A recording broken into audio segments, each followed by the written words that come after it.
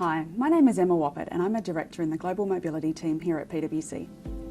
As we head towards 30 June 2021, employers may still be uncovering employees who are stranded or working remotely in Australia as a result of COVID-19. There are also many Australians who've been unable to relocate to start their foreign assignments, so they've had to work for their foreign employers while still in Australia. Today I'd like to go through some of the Australian employer obligations and associated practicalities of these situations for foreign employers. We'll cover PAYG withholding, superannuation, payroll tax and workers' compensation insurance.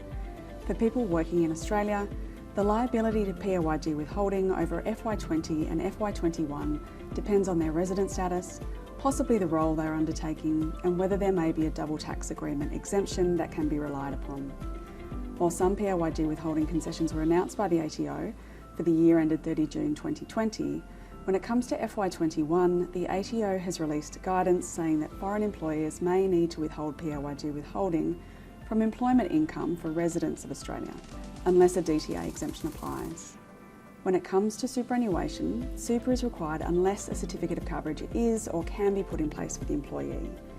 It must be paid quarterly, and there's a specific late payment process with the ATO. Payroll tax can be triggered where the employee works in an Australian state for more than half of 1 month.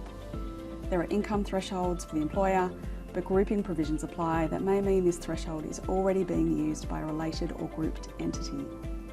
And workers' compensation insurance can depend on the employee's circumstances, including length of time in the state and the permanence of that stay. Typically, if the employee is going to be based in the state for more than 6 months, workers' compensation should be in place from the outset. If the foreign employer needs to comply with these obligations, there are typically 2 ways to do it. If you have an associated entity in Australia, you may be able to report the employee's salary through the associated entity's payroll and systems. This is an administratively simpler way of doing things, but requires cooperation between the entities and then recharging of costs. If this option isn't available, the foreign employer will need to register separately for each of the employer obligations. Be ready to provide specific info and documentation such as proof of company and tax registration. These can take several weeks to process. Keep this in mind as you should be aiming to complete all of your filings within the tax year to reduce the risk of penalties and interest.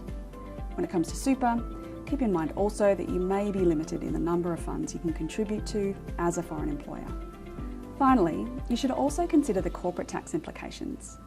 While the ATO has advised that they won't apply compliance resources to determining whether a permanent establishment may have arisen in certain circumstances due to COVID-19 related travel restrictions, this approach is due to end from 1 July 2021.